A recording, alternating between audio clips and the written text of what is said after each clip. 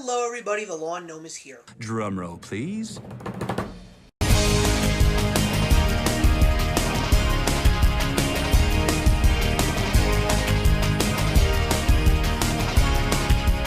So after the holiday, I went to go see another movie in theaters, and this is actually the 40th film and final film of 2016 that I did see in theaters. And it is the new Illumination Entertainment animated film, Sing, starring a very nice cast including Matthew McConaughey, Reese Witherspoon, Scarlett Johansson, and Seth MacFarlane.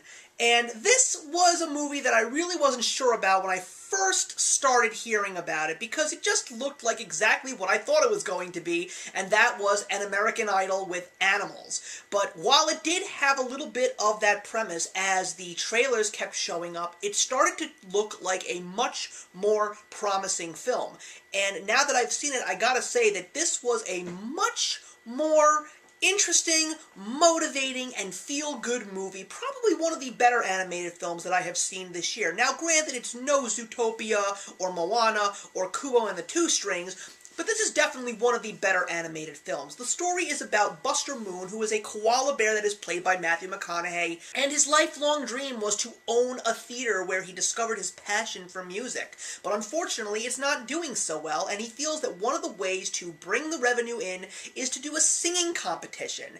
And there are a whole bunch of individual animal characters that have completely different stories, have a passion for music and singing, but each have a thing that is just holding them back from unleashing their true potential. Whether it is a family homemaker who feels that she is underappreciated, to a boy that does not want to be a criminal like his father. This singing competition brings all of these separate characters together, and through that they will learn how to overcome their fears, or also look past their egos and realize that they really have something special that should be shared to the world in a selfless but passionate manner. And this movie has some great comedy. It has so much music in it. If you are just a music fan and love pop music, you are absolutely going to love the songs that are featured here, because they are done very tastefully, whether it's very dramatically, emotion-provoking, as well as just flat-out funny. Because there are even some characters in this movie, like Gunther the Pig,